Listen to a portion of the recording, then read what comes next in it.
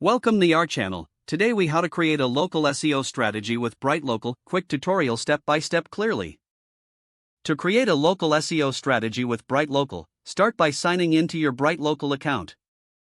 If you don't have an account yet, visit the BrightLocal website and sign up for a free trial. Once logged in, navigate to the dashboard to access the various tools available. Select the Local Search Audit tool to assess your current local SEO status. Enter your business details, including name, address, and phone number, to begin the audit. Review the generated report, which highlights areas for improvement. Next, access the Citation Builder tool to create or enhance your business listings. Enter your business information to ensure consistency across all platforms. Submit your details to local directories, such as Yelp and Yellow Pages. After setting up citations, move to the Rank Checker tool. Add the keywords relevant to your business and enter your location. Monitor your rankings over time to identify trends and areas for improvement. Next, utilize the Reputation Manager tool to monitor online reviews. Encourage satisfied customers to leave positive feedback on platforms like Google My Business.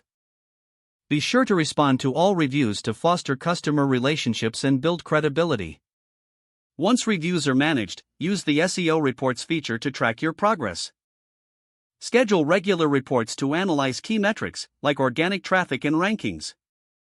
Refine your local SEO strategy based on the insights gained from these reports.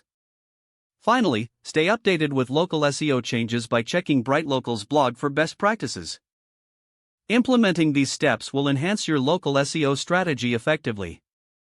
If the page does not load, refresh the browser or try again in a private or incognito window. Make sure you are using the correct email address, then retype it carefully to avoid small typos. If your password is not accepted, use the reset option and create a new strong password you can remember. Check your spam folder for verification or security emails, then complete any requested confirmation steps.